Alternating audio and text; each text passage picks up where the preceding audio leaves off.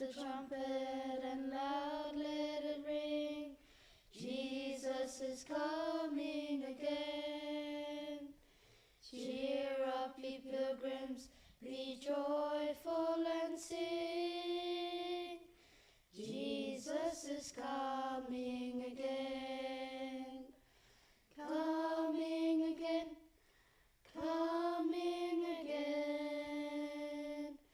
Jesus is coming again. Sounded an ocean in each mighty wave. Jesus is coming again. Break on the sands of the shores that ye lave. Jesus is coming again. Coming again, coming again. Jesus is coming again. Ooh.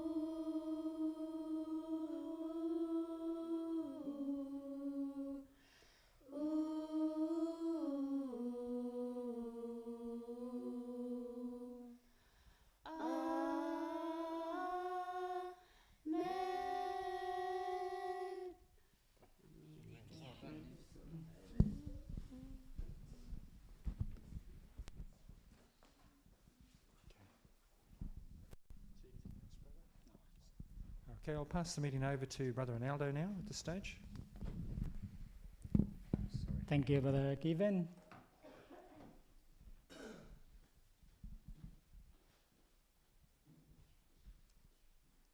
Good evening and welcome everyone back to our prophecy seminar. Thank you, Sister Taputo, Sister Tara, and the company for that beautiful song. Okay, you know the subjects that we are taking this prophecy seminar. They're actually so interesting that if you happen to review them, we have you can review them with our YouTube channel. So you could review the subjects, you can listen to them. And also, it is broadcast on Facebook. And for those who join Zoom, they can also listen at the same time as you. So yesterday, Brother Joseph touched on tyranny and persecution. Although this terminology is used in different places, tyranny is used in a political sense of view. Persecution is in the religious point of view. Okay? So, when the government or authorities oppress you, that is called tyranny. When the church oppress us, that is persecution. Okay?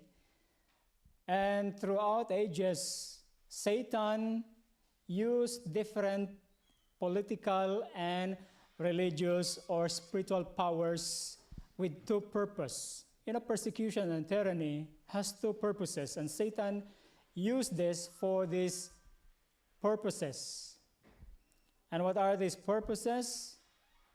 One, to corrupt your faith. And the second, that is to coerce the conscience. So these are the two purposes of persecution: to corrupt the faith and also to coerce your conscience. Now, during the early centuries of the Christian era, okay, and throughout the Roman Empire, the enemy's method was persecution. Okay, in the early days, that was persecution, intimidation, and death. So that was the methods of Satan. However, despite those methods, the church, the Christian church, continued to grow.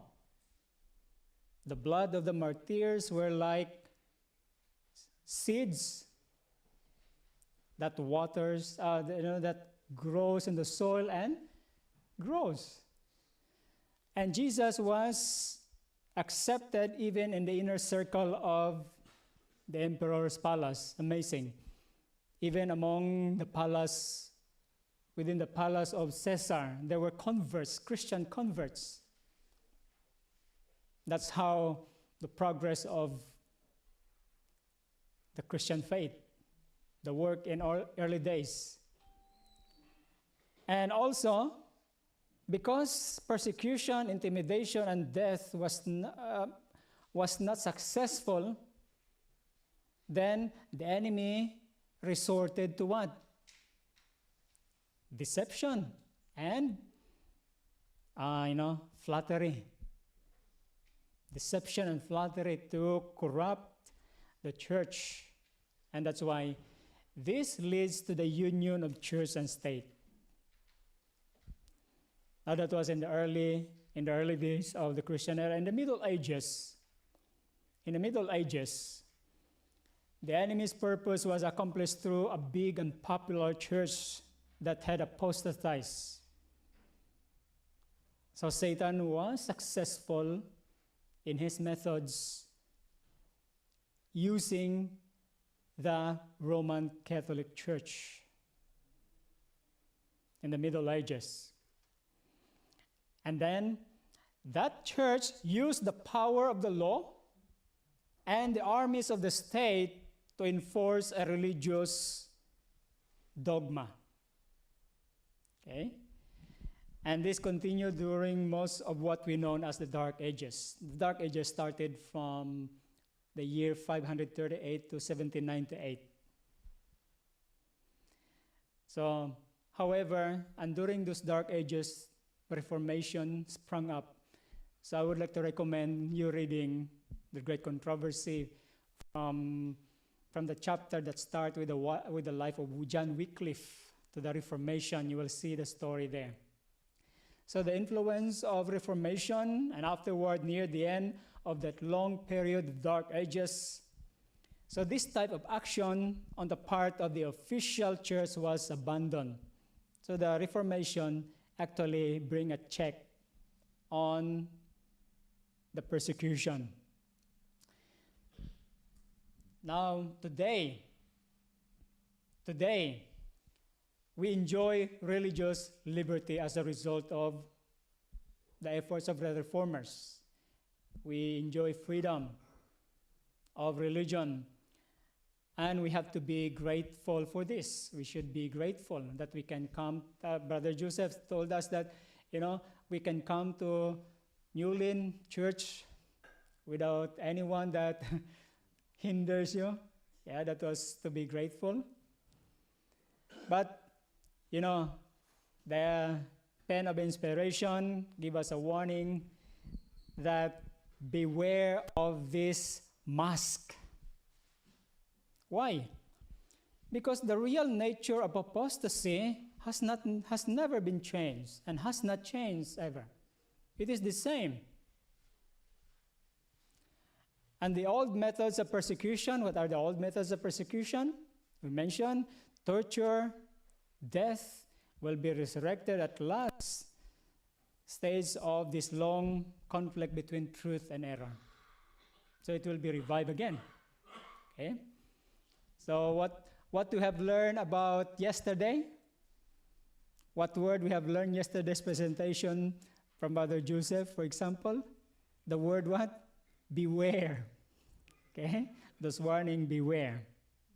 Now, let us, tonight we will be talking about symbols and figures.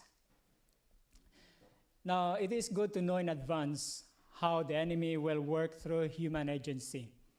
And this will help us to be aware of the dangers of these final days. Okay? And because of that, there is an anticipated dangers of the last days. It should cause us to seek, to look for victory through the one that can give us the strength, and that is Jesus Christ. Now let us look at the first figure, and the two chapters of Revelations that we are going to look at is Revelation 12 and Revelation chapter 13. 2 chapters, right? So the first symbol that is presented in Revelation 12 is the dragon, okay? And if we try to read the whole context of Revelation chapter 12, this dragon had 7 heads and how many horns? 10 horns. 7 heads and 10 horns, okay?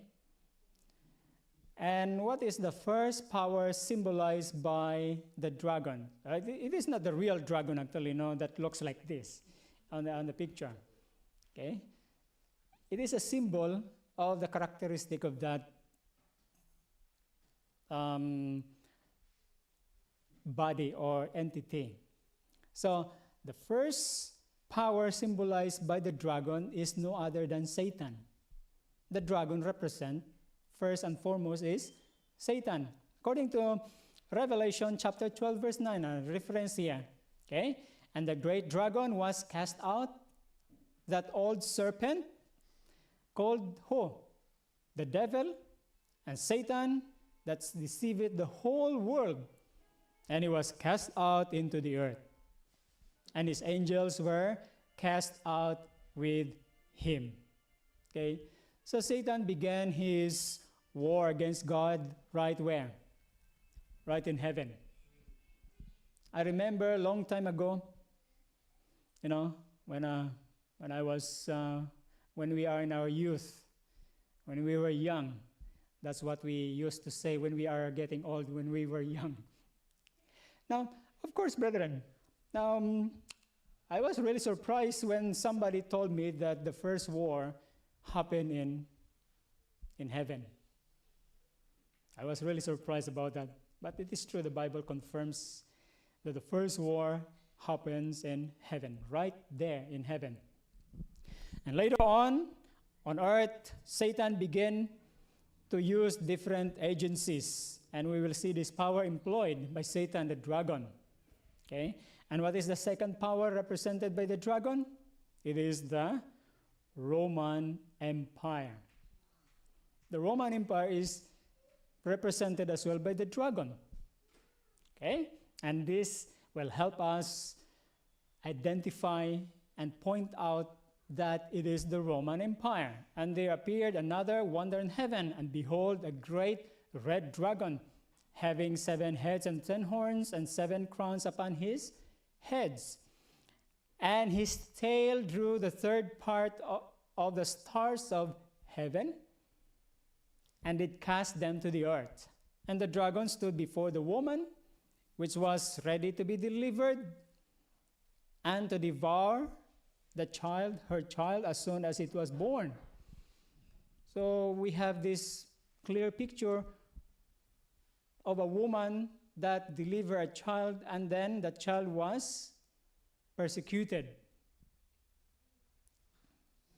Remember the story? How was that? It was Jesus Christ. Okay? It was Jesus Christ. But who was the agent of persecution at the time? It was Herod, an agent and also working under the Roman Empire. Right? That is clear. So, the power in the first century through King Herod stood before the woman to devour her child. He ordered the murder of all children in Bethlehem up to 2 years of age in an effort to destroy Jesus Christ. And so that's the second symbol. What is the third symbol? What is symbolized by the dragon? I remember, before we move on, the first symbol was Satan. The second, the Roman Empire. And the third is Papal Rome. And still in Revelation, let us look at the reference in the book of Revelation, chapter 12. And the woman fled into the wilderness, where she had a place prepared of God, that they should feed her there. How many days? 1,260 days. 60 is 60. 1 is 20, so 30, that makes 60. Okay. So 1,260 days. And in verse 14, and the woman were given 2 wings of a great eagle, that she might fly into the wilderness, into her place where she is nourished for a time and times and half a time from the face of the serpent. Okay? So this is a persecution not from Roman Empire, but from Papal Rome. Okay? And we have to look at here. In biblical history, world powers that oppress God's people. First, we know that in history, Egypt, Assyria, Babylon, Medo-Persia, Greece, pagan Rome, and Papal Rome. So all of these powers persecuted God's people. However, only one of them, which is Papal Rome, presumed to change God's law. Medo-Persia, well, they have a law that cannot be altered. Once it is signed by the king, that law cannot be altered. And there was no record that they changed God's law. Okay? And Papal Rome is the only one that persecute God's people, at the same time presume to change God's law. Now I happen to get this from the internet, you know. Now they said that is the Vatican Hall. Okay, so that is a Vatican Hall, and we look at that. It's like what? Yeah, like over here. Okay. I never been to Vatican, but that was from the internet, right? Okay. So, yeah, so they are represented by the serpent that persecute God's people. Now, the final stage of the persecution by the dragon. So, there were 3 persecutions recorded in the early verses of Revelation 12. And the final verse of Revelation 12 tells us another persecution. All right? What is that? Revelation 12, verse 17. This is the 4th of the persecution there. And the dragon was wroth or enraged with the woman that was clothed with the sun in Revelation 12. So the dragon was enraged with that woman, and he went to make war with whom? Not with a woman, but with a remnant of her seed. Why? Because the remnant of her seed keep the commandments of God and have the testimony of Jesus Christ. So this is the characteristics of the church in these last days that will what? That will arouse the ire of the dragon, the wrath of the dragon. Okay? Well, yesterday morning, Brother Nathan was presenting about receiving either the wrath of God or the wrath of the dragon. Well, it's for us to choose which one. Okay? You receive the seal, you will encounter the wrath of Satan. You receive the mark of the beast, you will face the wrath of. It's our choice. Okay? So there will be, in other words, there will be a renewal of persecution against God's people by the dragon in these last days. The earthly power that will be used for this attack is represented or presented in the next chapter. That is Revelation chapter 13. All right, so we go to the next. The first beast of Revelation 13. So we are now on the fourth stage of persecution. And there is what? There is another agency that Satan will use to persecute us. Okay. Now let us talk more on papal Rome, represented as the first beast. Now this is still the papal Rome. This first beast is papal Rome. All right, let us see. Revelation chapter 13 and verse 1. Let us read. And I stood upon the sand of the sea and saw a beast rise up out of the sea, having 7 heads and 10 horns. And upon his horns 10 crowns, and upon his heads the name of blasphemy. Now, there are 2 figures presented here. Revelation chapter 12 was a dragon with 7 heads and 10 horns. And Revelation 13, the first beast, have 7 heads and 10 horns. Now, is there a similarity or difference?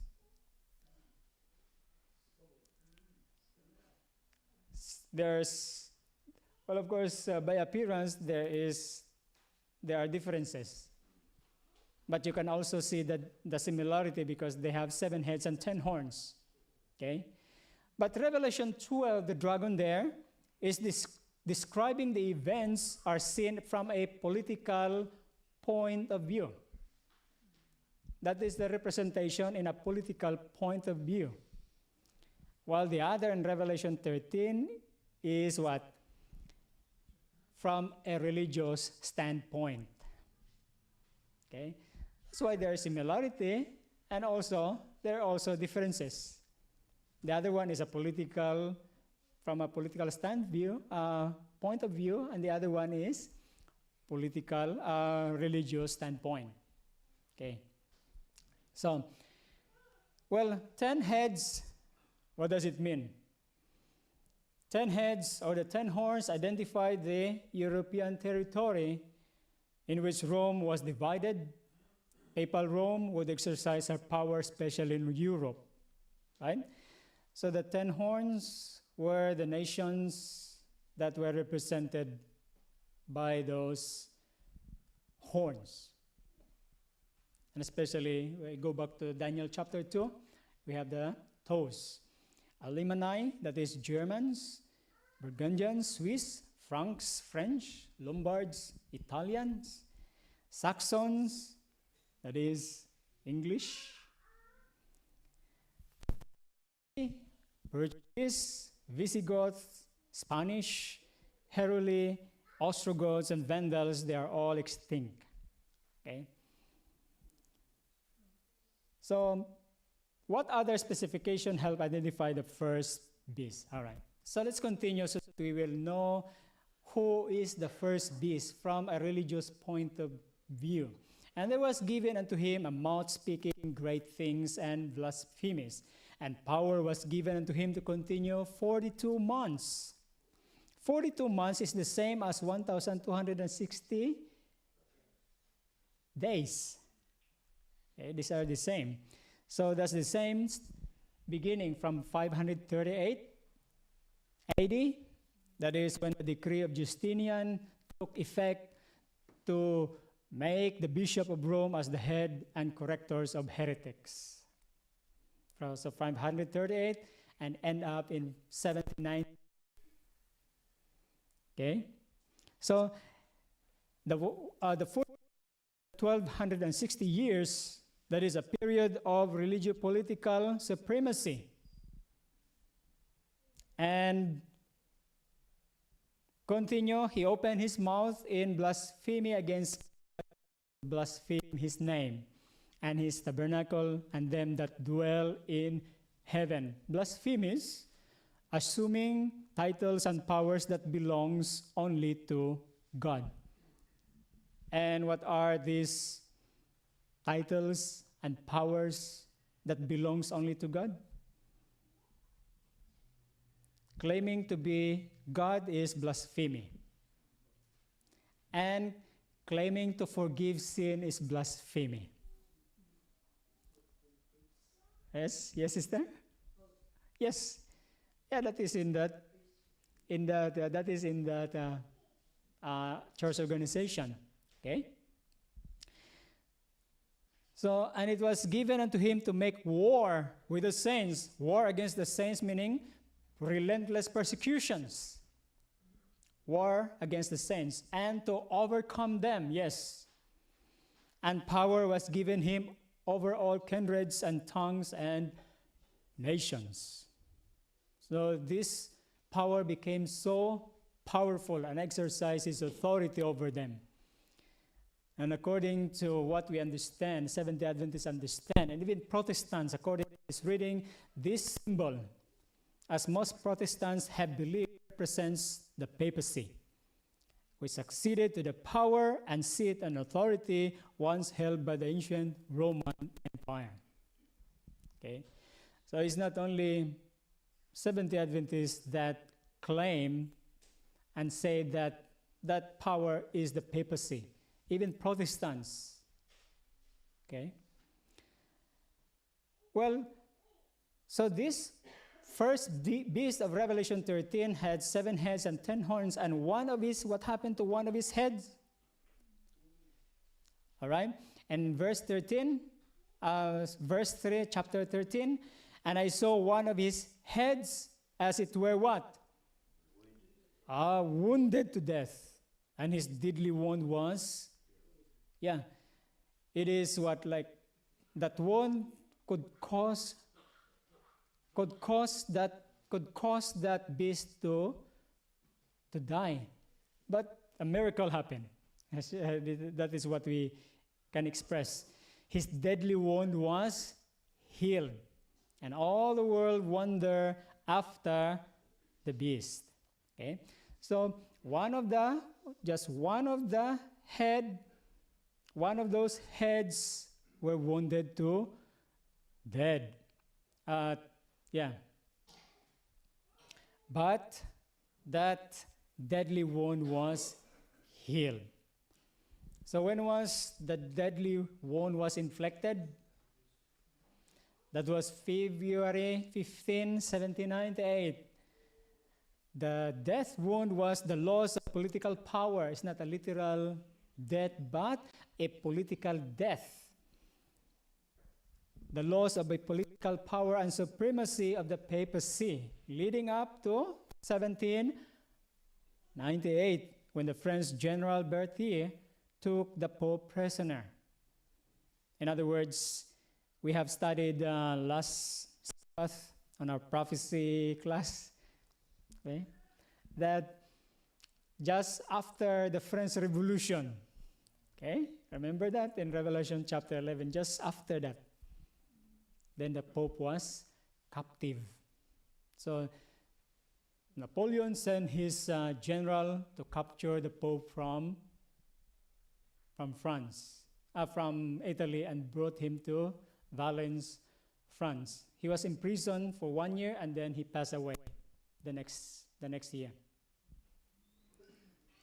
But what it says here, that the deadly wound was healed. The healing process began when Mussolini, in 1929, restored to the Pope some of the territories which had been taken from the papacy. And this is the record here.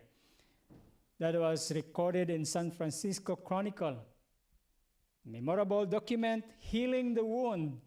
Extreme cordiality was displayed on both sides. 1929. Okay? I will not dwell about that.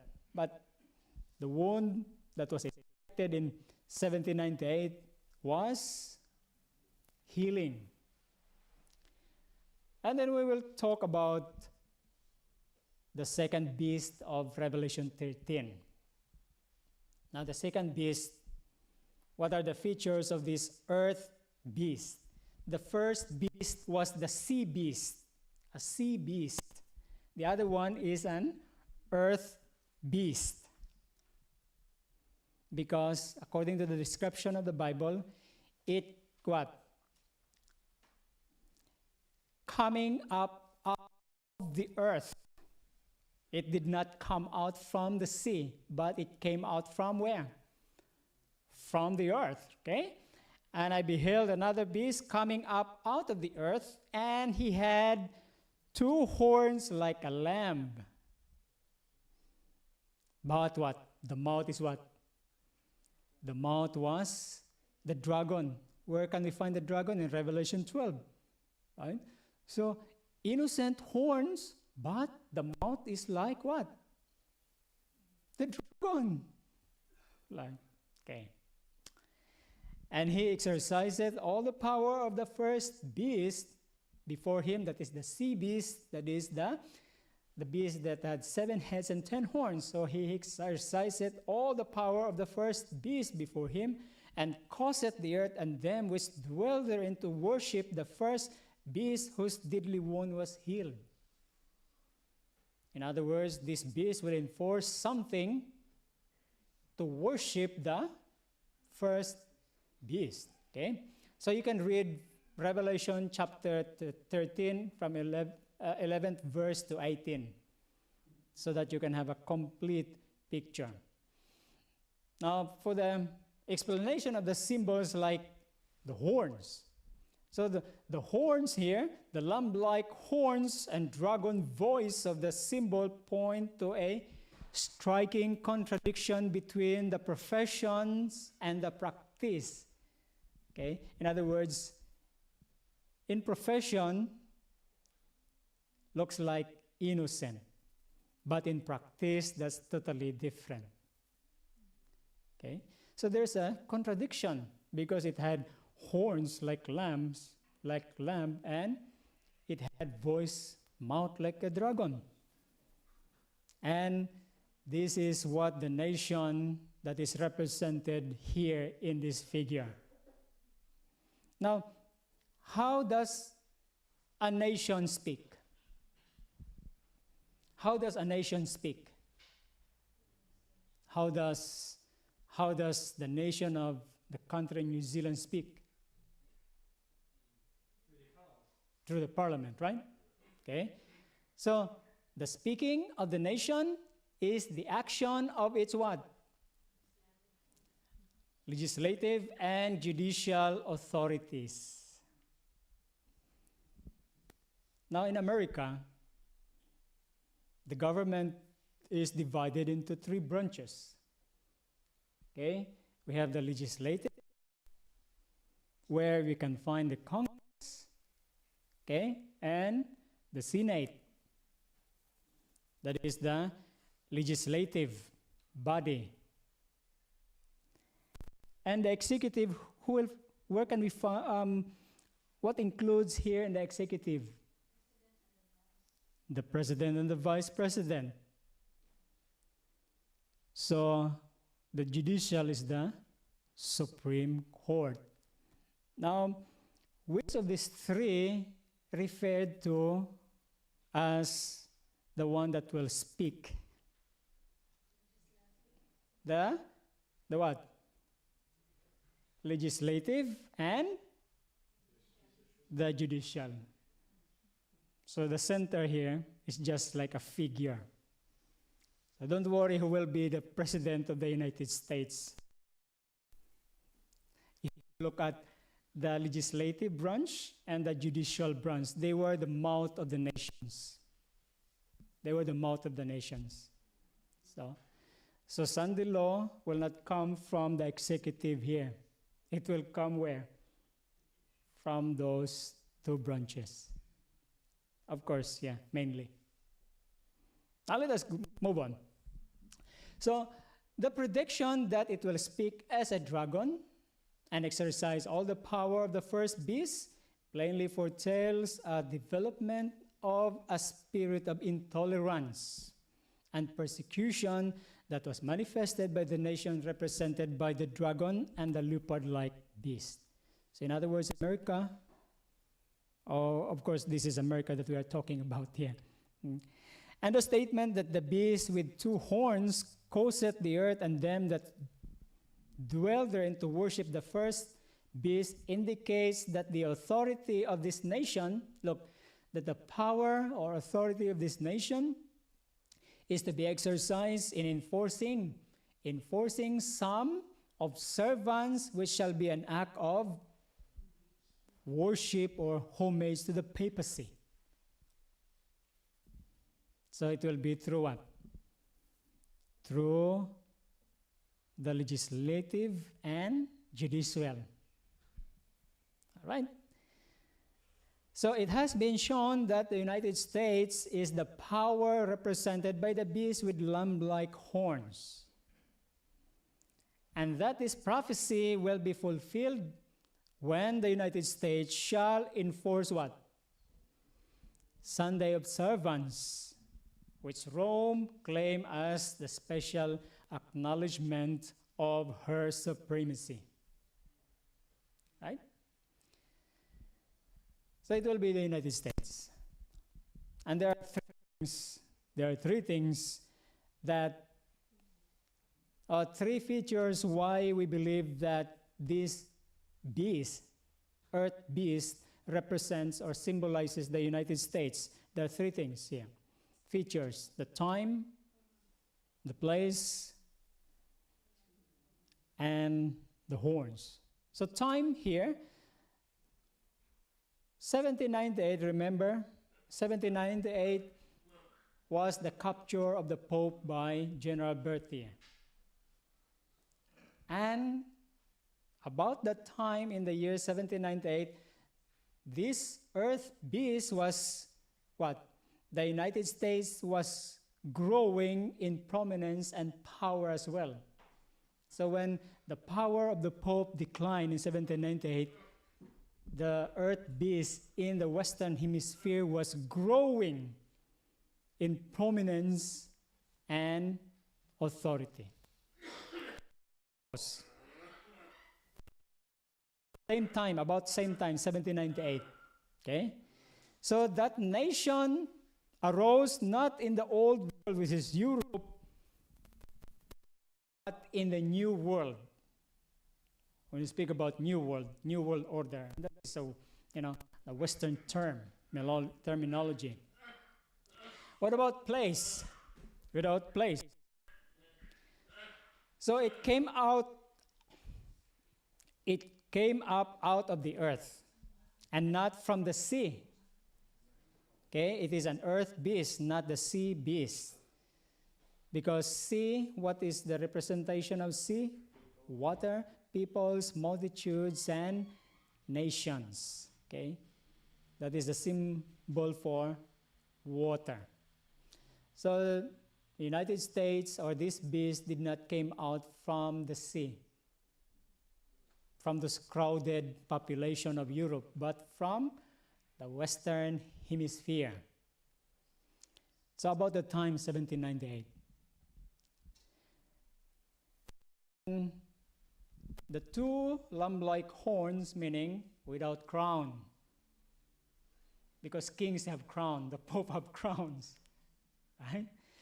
So two lamb-like horns, meaning that is a government without a king. That is a republican government. And a church without a pope. Separation of church and state. So separation of church and state ensures the two main human liberties, civil and religious. So as long as church and states are separated, you will enjoy civil and religious liberties. But when they are united, what does it mean? Beware. Brother, beware. Okay? Beware. And these two powers, civil and religious, will unite. That will be beware. Okay? Persecution. In other words, okay. Now, what are the results then? What are the results of not receiving the mark of the beast? Because the earth beast will enforce an observance that will be an homage to the papacy, and that is the mark of the beast. But what are the results of not receiving the mark of the beast? Okay, and he, meaning the beast with lamb-like horns, causeth all, both small and great, rich and poor, free and bond, to receive the mark in their right hand and their foreheads. And that what? No man might buy or sell. You cannot buy even if you have. You cannot sell even if you have business, even if you have goods. So that is an economic embargo. No man might buy or sell save he that had a mark or the name of the beast or the number of his name. Okay? And we know that. The number, what is the mark of the beast? So mark means a stamp, an impress. This is evidently some badge of loyalty to the beast. So that is badge of loyalty to the beast. Or some special feature that denotes that the one displaying such a mark worship the first beast. Okay?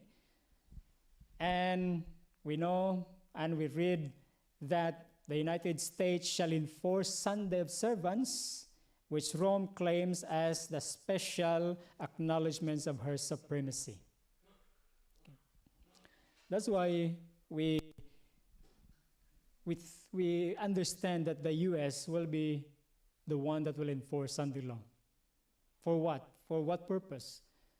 To cause those on earth to worship the first beast, the papacy. Okay? So the establishment of a national or federal Sunday law in the U.S. will be followed by similar laws throughout the world. When the United States sneeze, the whole world will get colds or COVID. That, is what that expression now. So when the U.S. sneeze, everybody in the world gets cold. So let's see here. As America, the land of religious liberty, shall unite with the papacy, enforcing the conscience and compelling men to honor the false Sabbath. Remember what was the purpose of persecution? That is to coerce the conscience. Okay? So, as America, the land of freedom, shall unite with the papacy in enforcing the conscience and compelling men to honor the false Sabbath, that is Sunday keeping. The people of every country in the world, on the globe, will lead to follow her example. Now, this is from the horse's mouth. Testimonies, Volume 6, page 18. And by the decree from the legislative and judicial, by the decree enforcing the institution of the papacy in violation of the law of God, what happened to this nation? Our nation will disconnect herself fully from righteousness. Our nation, Sister White said, our nation, it could not be any other nation, it is American, so our nation, America. And when, number one, when Protestantism shall stretch her hand across the gulf to grasp the hand of the Roman power, when she shall reach over the abyss to clasp hands with spiritualism. So 1, 2, 3, 3 powers, 3 spirits from the frogs. When under the influence of this threefold union, our country shall repudiate every principle of its constitution as a Protestant and Republican government, and shall make provision for the propagation of papal falsehood and delusions, that we may know that the time has come for the marvelous working of Satan, and that the end is what? The end is near. It's not the explosion of the most powerful bombs that will bring out the end of the world. This is what will bring what? The end of the world. Okay? Let us take some counsels here from the testimonies. The warfare against God's law, which was begun in heaven, will be continued until the end of time. Every man will be tested. Obedience or disobedience is the question to be decided by the whole world.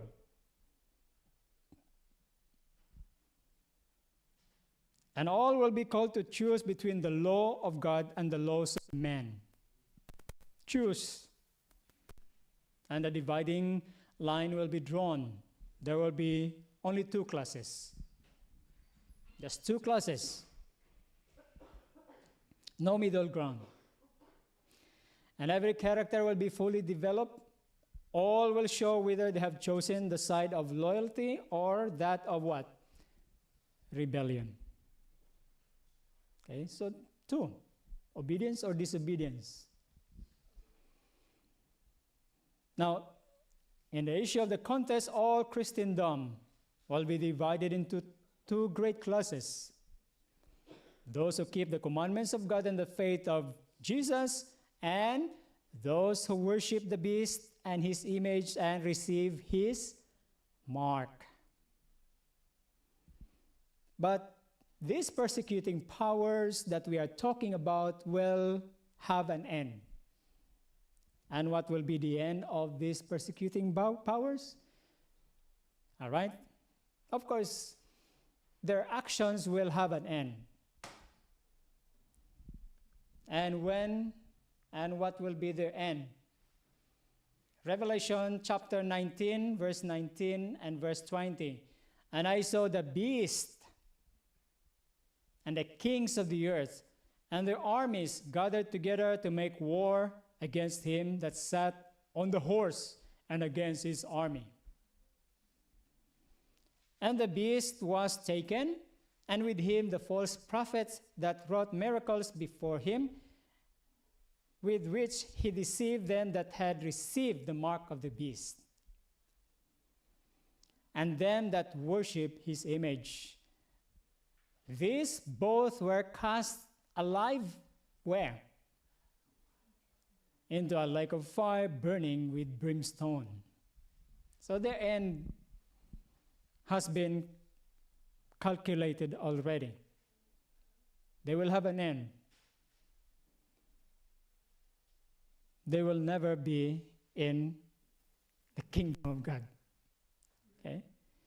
So what is the effective defense against the dragon who seeks to attack us?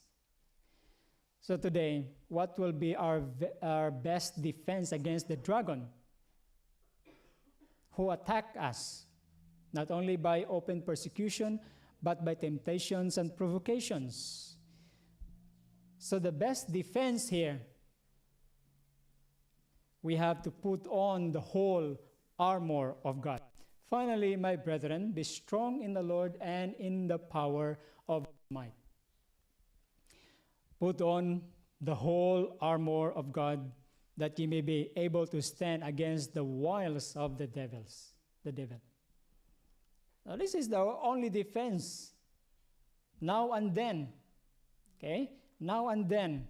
Either Satan will bring an open persecution, or by temptations or provocation, there's only one thing that you can use to defend yourself against those.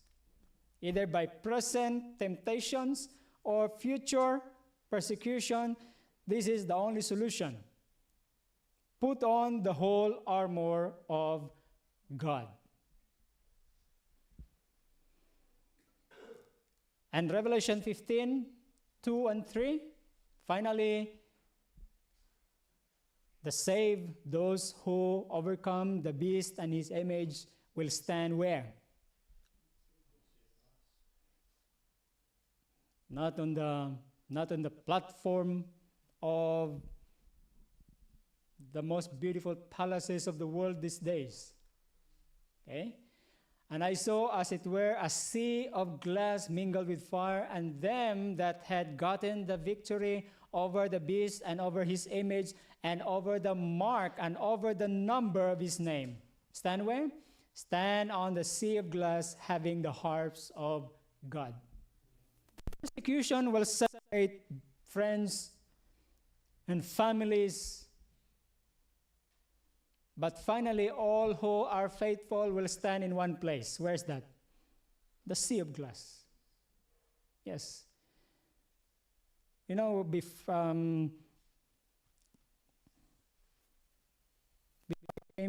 here in 2013, we have a talk in our church in British Guyana. So I told them, brethren, if you remain faithful and I remain faithful, we will see each other in the sea of glass. Just look forward to the sea of glass. We will all be standing there if we remain faithful. So remember, brethren, death might separate us, persecutions, or any other reasons might separate us. But we have to remember, look forward. There's only one place. If we remain faithful, we will stand there and see each other in the sea of glass. Okay? So those who got in the victory over the number of his name stand on the sea of glass, having the harps of God. And they sing the song of Moses, the servant of God, and the song of the Lamb, saying, great and marvelous are thy works. Lord God Almighty, just and true are thy ways, thou King of saints. So that's a beautiful text that we have to consider, right? So remember, brethren, remember the sea of glass. That's the final place where we all have to stand. And the faithful of all ages will have to stand together. The sea of glass. So whether what kind of persecution or temptations, remember, God or we will all, the faithful with all the faithful of all ages, that place is the sea of glass. Okay. So these are the things that we need to understand, the symbols of persecuting power and tyranny. Okay? So just review Revelation 12 and 13, and if you have questions, we can talk that on our regular prophecy class, right? And yeah, let us encourage each one another, brethren, and let us pray for one another that we will all be strong, and one day all of us will be standing on the sea of glass. This is my wish and prayer for every one of us. Amen.